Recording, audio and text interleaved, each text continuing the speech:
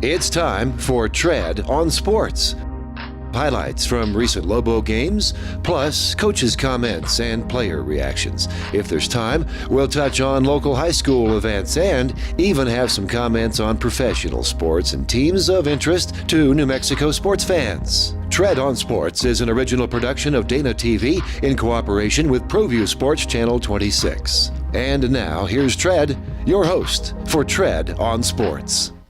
Welcome to Tread on Sports. In today's episode, we're going to be taking a look at the exciting and emotional Colorado State men's game and take a look at the also emotional Senior Day game that the women played in against Wyoming. We're also going to hear about how the UNM track program did at the Mountain West Conference Indoor Championships. But first, we're going to check out the highlights from Colorado State. This was expected to be an emotional night for the Lobos after the previous meeting against Colorado State got a little heated on and off the floor as there was that incident with the UNM coach Terrence Rencher. Nixon gets the scoring started with a three for Colorado State, and Harris is going to find a jet for that beautiful dunk. Amagbo's going to spin and take it strong to the basket for the second time this game. Page is going to get that floater in the lane to go, and then Nick Carvacho is going to get a couple dunks here sandwiched between a Jordan Hunter three. But Colorado State was in the lead early until Sam Logwood gets a dunk of his own, very impressive tomahawk slam on the baseline. A Jet's going to score with three Rams around him, and then Hunter is going to hit this three to bring the Lobos back within one.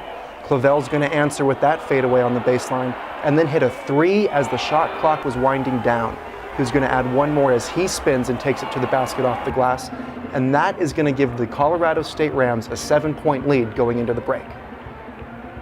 And going into halftime, it was Clavel who was the leading scorer. He had 12 points on 5 and 11 shooting, 2 rebounds, and he added 2 blocks and a steal to his stat line. Emmanuel Ogbo likes the inverse because he had 1 block and 2 steals. He also had 7 points and 8 rebounds. On the Lobo side, it was a Jet who was a perfect 4 for 4 and had 8 points, but the big man only had 2 rebounds. Elijah was close behind with 7, but it took him 9 shots to get there. UNM is a team that usually likes to get out and score in transition, and we've seen them be fantastic at it this year. But in the first half, they had 0 fast break points. Let's see if the Lobos could get anything going easy in the second half. But it would be the Rams getting the easy buckets in the second half, as again Nick Carvacho gets a dunk. Elijah's going to take a tough shot, but he gets it to go to get the Lobos within 5. And that alley-oop makes the lead 3. But as we saw from Coach, they just couldn't get over the hump, even with that Logwood 3 and that Elijah bucket. Damian's going to have one of the more impressive plays of the night as he can really play above the rim. Elijah's tough 3 does drop. Nixon finishes this play after the Clavel steal, and with the hard foul, he still gets it to go. Logwood's going to try and get him back in it, as would Elijah Brown, but in the end, it wasn't quite enough, and the Rams win 68-56. And with that victory, Larry Eustache was able to get his first ever win in the pit and bring the Colorado State's record in the pit to 6-44 all time. That number really blew me away when I saw it. The Lobos weren't able to get any of those easy baskets that we were talking about at halftime and finished the game with 0 transition points. They were also outscored 10-2 on second chance points and 17-4 on points off turnovers. Coming into the game, this game had the league's 2 leading scorers in Gian Clavel and Elijah Brown. Clavel won the battle, putting up 24 to Elijah's 20. Neither scorer was very efficient, as Clavel was 8 of 18, Clavel was 9 of 21, while Elijah was 8 of 18, and didn't have a trip to the free throw line, which is a place he usually succeeds from. Amagbo also had a great game. He had 17 and 14, a fan interaction, and then another heated conversation as he was headed up the ramp. I'd love to tell you what he said, but FCC wouldn't like it. Also had an interesting moment coming up the ramp when I was walking up next to Coach Larry Eustache with security close behind me. I mentioned, congratulations on getting your first win in the pit and something about the fans. And he said something to the effect that the UNM job is the hardest in the country because these fans hate their own. And having heard some of the words that were directed at Coach Neal after the game, he may have had a point. And then we had a chance to catch up with Coach Neal. Well, we ran into a team that's playing extremely well. You got to give them credit. They played harder. They played with something. They played with a lot better pace, a lot better urgency. Our guys didn't look like they had it tonight as far as how hard they played. I thought they would come out and play really well. We got it to 40-38. And couldn't get it over the hump. Clavel hit 3 big threes. We just did have a hard time scoring the ball. And when we don't do that and we don't move the ball and we don't play with the pace that we're capable of playing 4 guards, that's going to happen. And, when they try to take Elijah out of it and don't guard some of your guys, that's difficult. So we're going to keep working. We're going to keep going back to the drawing board. But that was a perfect example. We couldn't score and we couldn't get to the line. We got 7 free throws. That's a unique deal for us not to have 0 points in transition. And when you're playing 4 guards, and as athletic as those guards are and the guys that we got coming off the bench, and we got some stops, we just couldn't get it out. I just thought our pace was bad. I thought the urgency to get it up the floor and play with that pace was not like we've been doing. I think our guys were trying to play hard. I just think we couldn't get over the hump. Coach was then asked to comment on the performance of Dane Kuiper, who was matched up with Clavel for the majority of the night. I thought Dane was terrific tonight. I thought Dane played well. I thought Dane got back to normal. He was under the weather at Fresno, and we got, Jordan Hunter's under the weather now. But that's Dane's capable of doing that. Dane's an excellent defender, and I thought he did a nice job. We let Clavel hit those 3 big shots, and they were big ones. I mean, they're tough ones. They're not ones that we just left him open. But when you leave a player like that and let him get going and get his confidence going, they're hard to guard, especially at that level of player. Nick Carvacho, who we saw get those 3 dunks, was also effective defensively. Multiple times early in the game, the Colorado State big man was able to tie up other Lobo players. Coach was asked if he thought this created a sense of intimidation and inhibited the Lobos going forward. I thought that one thing that we concentrated on, one thing that we talked about is we thought we had to win the 50-50 balls, and I don't think we were active to those 50-50 balls and getting loose balls early, and that dictates how you're going to play. And, I don't think that our guys, it wasn't like they didn't try. I just think that we were not being proactive instead of reacting. So that's part of it. And, we're playing guys that are playing some minutes and playing different positions and trying to get some time in some guys, but we're just going to have to manufacture points in some different ways. For the 3rd game in a row, the Lobos had more turnovers than assists. I asked Coach what he thought was the biggest factor in this stat rearing its head time and time again. The biggest factor is we didn't make shots. Well, I think our guys, and this is, we have one guy goes 1 for 7. We have one guy goes 0 for 4. We have one guy goes 0 for 2. We had some shots. We just didn't make them. And that happens. I thought our effort defensively was good. I thought they battled. I thought they competed. We held them to 68 with a team that can really score. Now they're playing a little bit slower than they have in the past because they only got 7 guys. But we held them to 68. We just couldn't score. We've been scoring like 75, 76, and we scored 56 tonight. We had 7 free throws. We're first in the country with free throw rate. We just didn't get anything going to the rim. We weren't physical. And we got to continue to work on that. While many people were excited for this matchup, the women's matchup against Colorado State may not have been as hopeful for some. Colorado State came out and nailed every 3 in the second half when they played here in the pit. And being the #1 team in the conference, not many people were giving the Lady Lobos a chance. But they were in it.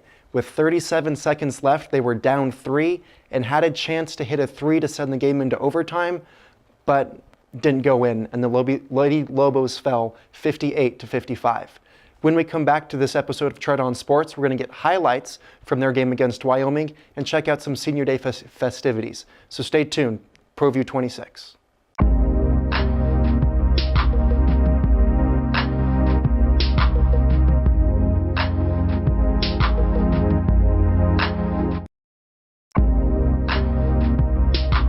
Now there's an easier way to find deals at great New Mexico restaurants. DineNM.com. Just use your smartphone, go to the site, download the app. No purchase or printer necessary. DineNM.com. The easiest way to save money when dining out. Terry Cosper Insurance Agency is a proud partner with ProView Networks and a proud supporter of New Mexico high school athletics. Terry's been a local farmer's agent for over 20 years for auto, home, life, and business insurance. Just like high school sports are important, so are teen drivers. For more information, call Terry or one of his licensed staff members at 898-5556. Quotes are available for you. Gecko's Bar and Tapas, a proud supporter of ProView Networks. It's been a fan favorite spot for food lovers and sports fans. With not one, but two great locations, including outdoor patio, an atmosphere you won't want to miss. Gecko's, off Academy and in Nob Hill. The Barley Room, a proud sponsor of ProView Networks for over 9 years, is pleased to introduce Black Iron Catering. From weddings and family reunions to birthdays and office parties, Black Iron Catering is perfect for any event. Contact Jamie at 505-459-8259 and book your event today. Black Iron Catering. Let us bring our kitchen to you.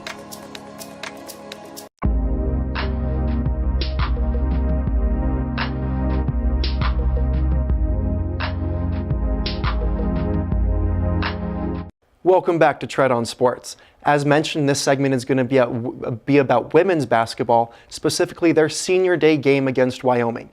This was the final performance in the pit for Rochelle Vanderkill and Kiana Keller, so let's see how they did. Charisse would get the scoring started.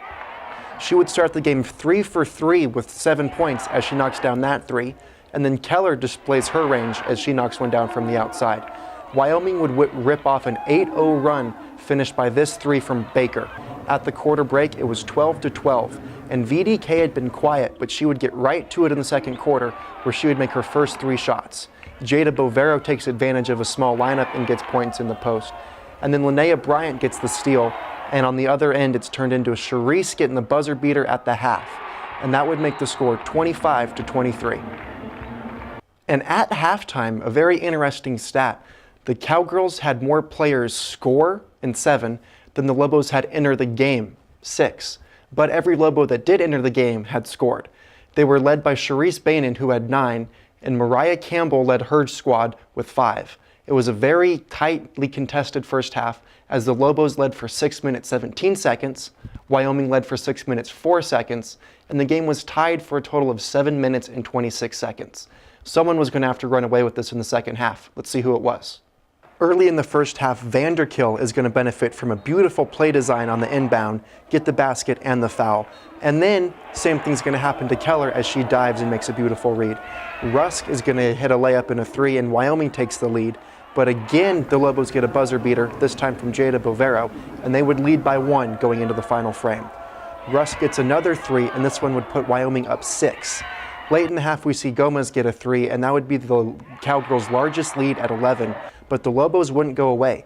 After Brian hits a 3, Alex gets her first 3 of the game, and it looks like a replay, but those are 2 different plays, just very identical. VDK is going to get in the 3-point action, and she gets a late 3-point play to go. And after Wyoming only makes 1 of the 2 free throws, the Lobos have a chance. They are down 2 with 9.6 seconds left. Coach draws up a play, Brian takes everyone to the right, back to the left. It looked like Bovero had a look, but Alex takes the shot and it does not go. Final score 60-58, didn't go the Lobos' way. But as you see here, it was senior day, and they honored 3 Lobos, Kiana Keller, Rochelle Vanderkill, and Josie Greenwood, who didn't play this year as she was back in Australia tending with her sick mother. And in her final performance at the pit, Vanderkill put in quite a game. 18 points, 15 rebounds on 7-11 shooting, and a block and a steal as well. Wyoming was able to keep up that balanced scoring as they had 8 different players score. 3 of them were tied at the top with 12. After a somewhat emotional senior day ceremony, we heard from Coach, who also seemed agitated. We played hard. We competed. We followed the plan. We did everything that you're supposed to do. We out-rebound them, and they're a really good rebounding team. we do everything you're supposed to do to win a game. But until we make shots, it's hard to beat a good team. And it's the way it is. If we could ever shoot 40%, we would never lose a game. And I got the chance to ask Coach what he was thinking when he drew up that final play, and he was kind enough to share his thought process with us. Yeah, it was, Jada was the first option, Alex was the second option. You know, we didn't feel like we were in a position to play overtime. Reese was already out when they had 4. So we already had our 5 out there. So there was, you know, we didn't have really didn't have an option. Coming into the game, Wyoming was on a bye and had almost a week to prepare for this game. Coach was asked to comment on how he thought that better helped prepare the Cowgirls for this matchup. Yeah, to get everything right. This is the 5th time that's happened. The 5th time, okay, that we've played a team that's had a bye, and we've been on the road on Wednesday. So that's not complaining, that's just stating the facts. And we're the only team, other than San Jose, that's not chartering home all these games too.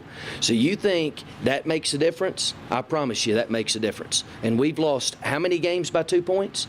3 points to the 3 best teams in the league? So yeah, it makes a big difference. Anything else for Coach? You know, they put somebody in the game that plays 3 minutes a game, has only played in 10 games the entire year. She's taken 11 shots, and she comes in and hits 4 threes. I mean, that's the stuff we've been dealing with. Colorado State plays a kid that was 7 for 37 and hits 4 threes in the 4th quarter. My kids are doing all they can do. All they can do. This is the hand we've been dealt, and our kids have responded and been tremendous. After Coach, we got the chance to speak with the 2 seniors that were on the roster. We start with Kiana Keller and the emotion that she had playing in her final game at home. There's definitely a lot of emotions in it. I've played all my years here, and so being in front of the fan base like that and having them be here for my final game, I try not to think about it to get anxiety or get anxious about it, but it was really enjoyable. During the ceremony, Kiana Keller mentioned memories that she'll always remember that happened here in Albuquerque and with her team. I asked what some of her fondest basketball memories were. Basketball-wise, I would say when we played Stanford, my sophomore year here in the pit, and we only lost by 5, but I remember not being able to hear anything or hear any calls that are being played. I just remember the fans screaming us. They were all there supporting us, trying to make us win, so that was a really cool experience. And I would say any of the games we play in the tournament, it's just a different atmosphere. It's a different intensity, and everybody comes to win, so it's really good games and a good atmosphere. And a little bit more short-sighted, Keller was asked to make a few comments on the game that she had just finished playing. I mean, obviously we wanted to win. It was a big game for us. I think we played hard, and we're doing what we can. I mean, there's still room for improvement, and there's still more games we have to play. We have a game next week, and we have the tournament, and there's plenty of games in that. So I'm looking forward to what we're going to do next week on practice. Rochelle Vanderkill was joined by 2 friends from the Netherlands during the ceremony. She didn't know they were coming until the day of, and you could tell she was excited. I came to the locker room and I saw a bag sitting on my my locker, and I was like, how does this bag come here? And then they came out from behind the showers, and yeah, I was shocked for 10 minutes at least. I then asked Rochelle if she thought this 18-point, 15-rebound performance in her final game at the pit was one of her better ones all season. It's hard to say. I think it is one of my better games, yes, but there are definitely things that I can still improve in this game. While this was a senior at UNM for senior day, she only played 1 year at UNM, but she did play for 4 years under Coach Bradbury. I asked her to talk about her experience and what they've learned from each other over their journey. Yeah, it's been different. He's a coach that will definitely say when you do something wrong, and he will be pretty direct. So I kind of had to get used to that. But as soon as he started trusting me and I started trusting him, it was a lot more fun. And I like that coaches are direct to you so that you know what you can have from them. Yeah. Rochelle was then asked to comment on her plans following basketball and her time here at UNM. Yeah, I want to play somewhere in Europe. I don't know, kind of closer to home, just because this is kind of far away. But yeah, I definitely want to try to go somewhere in Europe and then like professionally. And those two senior post players I've really enjoyed watching, and they are going to leave big shoes to fill next year. It's going to be Hannah Shervin, see if she can step up, and a couple of the recruits that Coach Bradbury has signed up for next year. Thank you, Kiana, for your 4 years, and thank you, Rochelle, for coming to Albuquerque. We're here in the ProView Sports Studio, and when we come back, we'll have an answer to this trivia question. Stay tuned.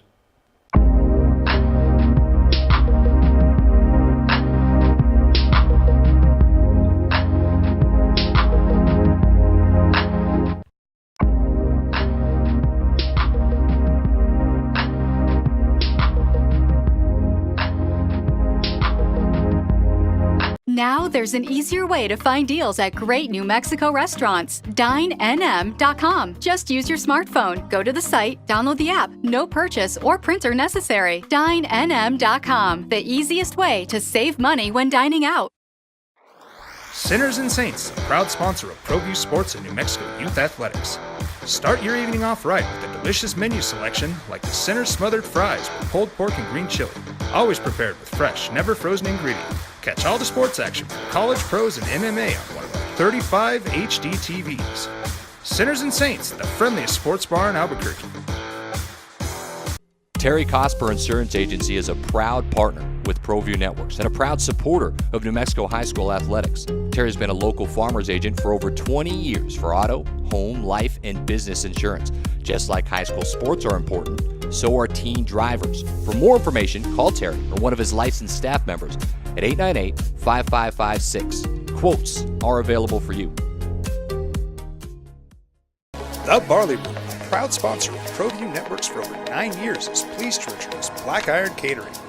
From weddings and family reunions to birthdays and office parties, Black Iron Catering is perfect for any event. Contact Jamie at 505-459-8259 and book your event today. Black Iron Catering. Let us bring our kitchen to you.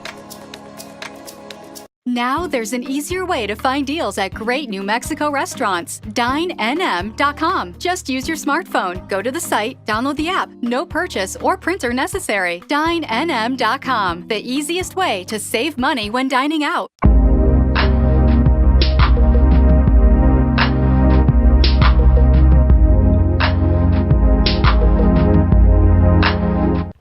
Welcome back to Tread on Sports. The Lobos have indeed won the Mountain West 4 times. That's in addition to their 2 WAC championships. 4 is tied for the most with San Diego State, but the 5 championship appearances are dwarfed by San Diego State's 9 appearances in the title game. Before we start talking about more basketball and the upcoming San Diego State game from Coach Neal, we're going to see how the UNM track and field program did at the Mountain West Conference Championships held here at the Convention Center in Albuquerque. The first day of competition was a great day for the Lobo track team as they received a number of medals. The men's distance medley relay team took gold, the women's team placed second, and Kyra Mons finished third in the pentathlon. Her coach, Joe Franklin, said she had a blip in the middle of the high jump, but it seems that blip was overcome when she was able to finish the event with 3 personal records in the shot put, the long jump, and the 800 meters. The performance from the men's distance medley relay team clocked in at 9 minutes, 30 seconds, .07, which is not only the 6th fastest time this year in all of NCAA, but also the 2nd fastest time in Mountain West Championship history. Those performances had both the men's and women's team atop the scoreboard after the first day. We'll see if they could keep the momentum going on the 2nd and 3rd day of this competition. Alice Wright was able to keep that momentum going as she won the 5,000 meter with a time of 16 minutes, 31 seconds, .85. This was good enough to break the meet record, which she set last year and was also the 2nd fastest time in school history. Amaris Blunt was able to score some points for UNM as she took 3rd in the weight throw. 4 Lobos were able to place in the long jump, 3 men and 1 woman. Ryan Chase, who also finished 3rd in the heptathlon, also placing was Graham Thomas, who took bronze in the men's 5,000 meters. The strong performance from the women's side kept them in first place overall, while the men slipped to third and trailed Colorado State by a significant margin. Not as many results on day 2 as it was filled with preliminaries, but Coach Franklin was excited about where his team was at following day 2, and the Lobos were in place to get some points on the final day. And on the final day, Josh Kerr was able to capture some points for the Lobos. Not only did he win the mile, but he became the first freshman in Mountain West Conference history to win this event. He will be competing in the NCAA championships in both the mile and with his teammates in the distance medley relay. He was joined in the scoring in the event by Elmar Engholm and Taylor Potter. The 4x4 team that we talked to a couple weeks ago after setting a school record was back at it again. They broke the school record for the second meet in a row. Both the men and women's teams would drop in the standings in the final day as both programs finished 4th overall. Coach Franklin was positive about the performance, citing the number of school records and personal bests that were achieved by his team. Colorado State finished 1st overall on both the men's and women's side. The NCAA Collegiate Track Championships will be March 10th and 11th in College Station, Texas. And at that event will be a number of Lobos. Individuals include Sophie Connor, Alice Wright, and Janelle Hadnot. On the men's side will be Josh Kerr and the distance medley relay team that we've talked about. Hadnot will be competing in the long jump for the 2nd consecutive year in the NCAA championships. This contingent is tied for the largest in school history, matching the numbers set in 2009 and 2011. Changing gears, we caught up with Coach Neal at his midweek press conference and heard what he had to say about the upcoming San Diego State game and the possible return of the best player on the team, Tim Williams. One left, big one, San Diego State. So 8 o'clock game. Guys are excited. Health issues. Tim Williams has practiced. He'll practice again today. Hasn't practiced a lot. He's had one individual workout, some running. He practiced on Tuesday, and that went well, so he'll practice again today. Guys had off yesterday, so we'll prepare and get ready for San Diego State. Don't know how much he'll play, but he's cleared to play, so that's a good thing. Tough opponent, really can guard, have trouble. We've had trouble scoring against them in the past, so we're going to have to try to score the ball. But having Tim back helps with that. I think it gives our guys some confidence. Our guys are playing a little bit better. I think they've improved. So we're going to have to guard them and we're going to have to score. There's a lot on the line. It's senior night, which is always difficult emotionally. And then there's the, if you win, you're in the 5th place game. So you don't have to, you can play, you play on Thursday. So there's a lot on the line. I think our guys understand that, and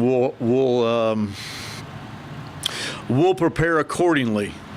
So I think you guys understand what that is, and I think we'll get ready for it. And I think it'll be an exciting game.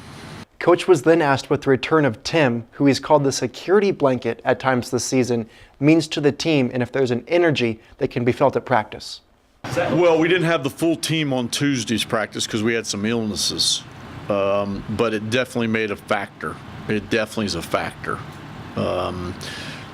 I don't know what it is, but it's definitely a factor having him come back. So we're looking forward to him coming back. But like you said, if it's 2 minutes, 15 minutes, 10 minutes, however long it is, it's his senior night and O's senior night. So I'm sure there'll be a lot of emotions, but he does bring confidence to everybody around him. With him being one of the few people that have had eyes on Tim at practice, Coach was asked, how does he look? He's looked well. I mean, he played well on Tuesday. He looked fresh. He looked light on his feet. But it can't be for long stints.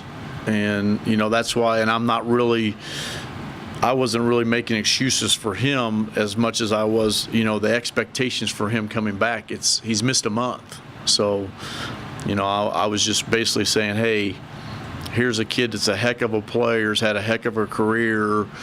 I don't know what to expect because he's missed a month. That's going to be tough on anybody. So we'll see how it goes today, and then we got another practice tomorrow. That's going to do it for this episode of Tread on Sports here from the ProView Sports Studio. Be sure to tune into the next episode where we will have highlights and results from the men's San Diego State game. Thanks for watching. This has been Tread on Sports. Highlights from recent Lobo games, plus coaches' comments and player reactions.